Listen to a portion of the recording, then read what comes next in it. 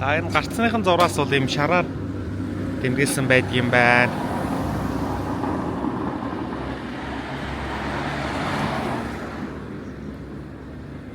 За тэнд гэрлэн дохио байна. Одоо улаан ас учраас явахгүй хүлээгээ байж байна.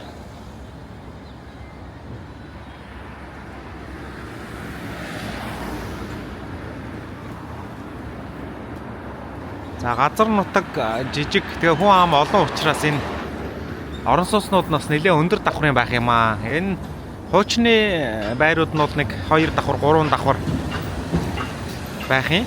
Дээрээ автомашина бас зогсоочд юм байна зарим айлууд.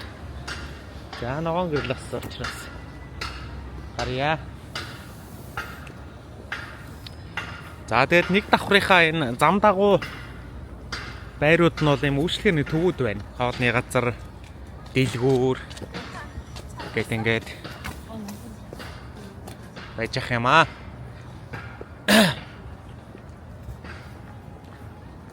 За энэ банк байна, Бусааны банк гэж байна.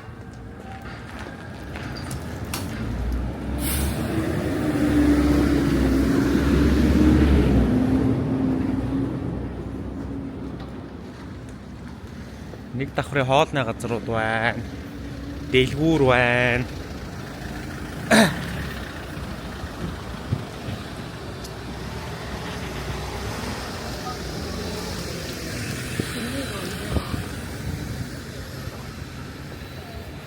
За ингээд маш олон хүн амтай улс мөртлөө.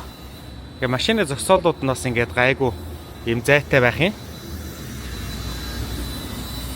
Зогсоол нь дүүрчихсэн ч юм уу тийм газар надтай ерөөсөө таарахгүй байгаад байгаа.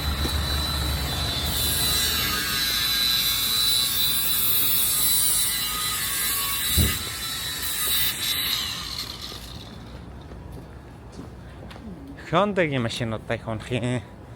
Солонгосчууд гэдэг дандаа Hyundai-гийн портер за юм суудлын тэрэг байх юм аа.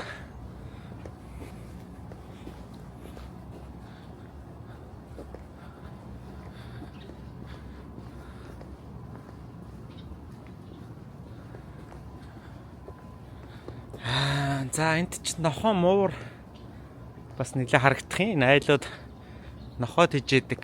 Тэгээд нохоогоо бол гэр бүлийн одоо нэг гишүүн мэт ингэж үзэж хайрладаг юм байна. Нохоондоо хувц өмсгцэн, хүүхдийн тэрэгэн дээр түрсэн явж байгаа хүмүүс их таарладаг юм Солонгост.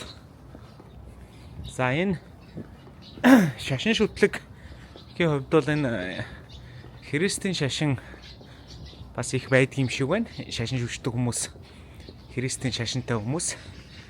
Тэгээ ингээ явж байгаад л нэг христийн сүм байх юм.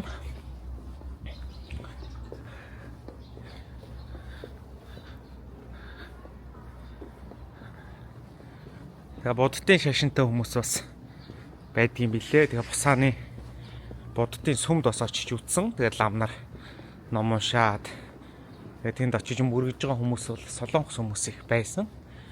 Тэгэхээр шашин шүтдгийн хувьд бол чөлөөтэй. Тэгээд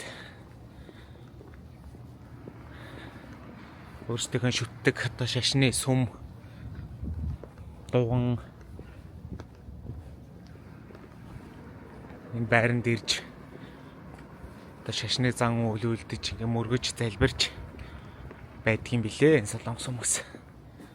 За ингээд энэ Бусааны газар нутгийг уулархах газар юм байна. Ер нь хэсэг алхаад л нэг юм уултай таардаг. Тэгээ уул болгон маш их модтой. Өөрсдөө ч гэсэн мод их тарьж ургуулдаг болтой юм энэ хүмүүс.